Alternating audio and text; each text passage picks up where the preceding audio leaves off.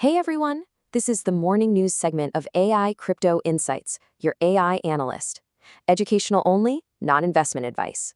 Today is December 17th, 2025. A few minutes to catch the key market pulse. All right, let's get right into it. The market's flashing some pretty serious warning signs today. You can feel the volatility, right? And there are a couple of key stories really driving that uncertainty. So let's break down exactly what you need to know. First up, our top stories today. These are the real market-moving headlines. Okay, so our first story is a big one. Implosion of Shima Capital. I mean, this is happening just weeks after the SEC hit them with accusations of a fraudulent scheme. Now, this $200 million crypto venture is just quietly shutting its doors. The founder, Yida Gao, has resigned, and in a letter to their portfolio companies, he's citing poor decisions. You think? Now, switching gears a bit, Binance is actually making a pretty big move.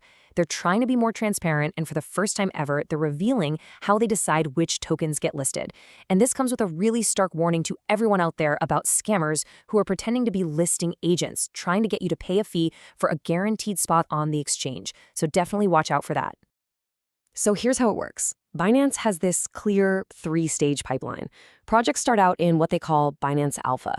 Think of it as a showcase for high-potential new stuff. If they do well there, they can move up to Binance contracts, getting into perpetuals trading. And then, the final step, the big leagues, is graduating to the main Binance spot market.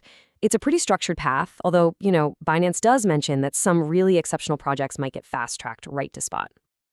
Okay, let's switch from headlines to the hard data. Time for a quantitative pulse check on the market.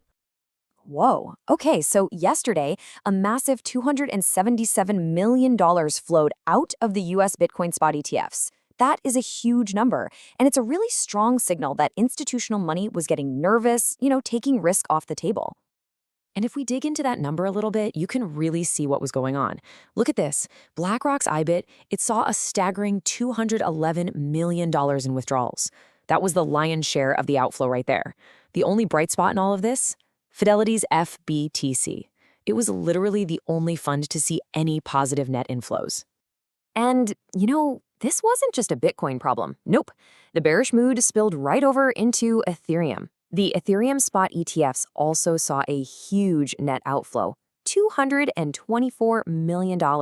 And get this, that's the fourth straight day of withdrawals. Ouch. So the big question is, what does this all mean for the price? Well, according to analysis from CryptoQuant, we are at a really critical psychological level. Bitcoin is teetering right around the average investor's cost basis, which is about $81,500. This is a make-or-break moment. If we can hold this line, confidence might come back. But if we break below it, that level could become a huge wall of resistance and kick off another wave of selling. All right, let's pull back and look at the bigger picture. We're going to scan the globe with our regulatory radar to see what governments are up to. Okay, there's a ton of regulatory action happening. Let's do a quick roundup. In the US, some good news for Aave. The SEC finally ended its 4-year investigation. Phew. Also in the US, the FDIC is proposing new rules for a stablecoin framework. Up in Canada, their central bank is saying they'll only approve high-quality stablecoins that are pegged one-to-one with fiat. And over in Russia, an official is doubling down, saying crypto is for investment only, not for payments. So the big takeaway here? A huge focus on stablecoins everywhere. Now for some project and platform news. Let's look at the movers, the shakers, and the shutdowns.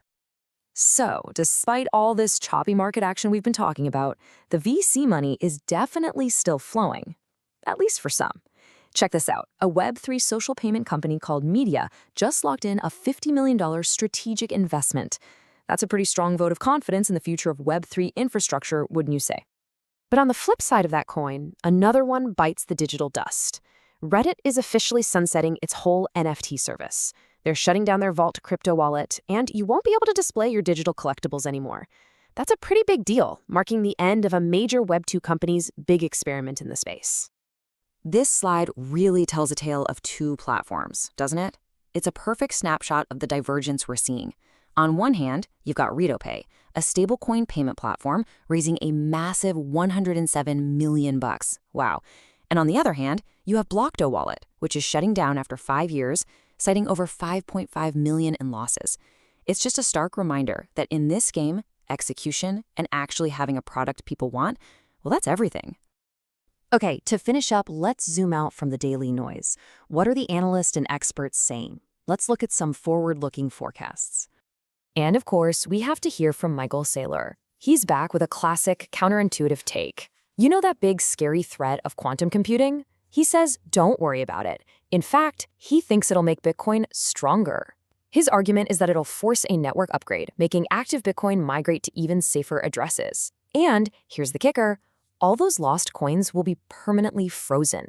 So in his view, Bitcoin becomes both safer and scarcer. Pretty interesting. And speaking of predictions, Bitwise just dropped a pretty bold one. They're saying that the old 4-year Bitcoin cycle we all know, it's breaking. They're forecasting a new all-time high, but not until 2026. So why the change? They think the halving's impact is getting smaller, and more importantly, all this new institutional capital means Bitcoin is starting to march to the beat of its own drum, with less and less correlation to the stock market. And that brings us to our final thought for today, and it's a juicy one.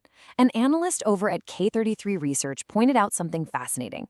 This quarter, Bitcoin has underperformed the S&P 500 by a whopping 26%. Now, why does that matter? Well, it could trigger a huge portfolio rebalancing by big asset managers at the start of the year. They might sell stocks to buy more Bitcoin to get their allocations back in line, and that could fuel a massive rally. So here's the question I want to leave you with. Is this quiet Q4 just the calm before a big Q1 storm? AI analyst verdict. The market is navigating short-term volatility and capital outflows, but strong developmental funding and bullish long-term theses persist. Share your thoughts and comments. See you next episode.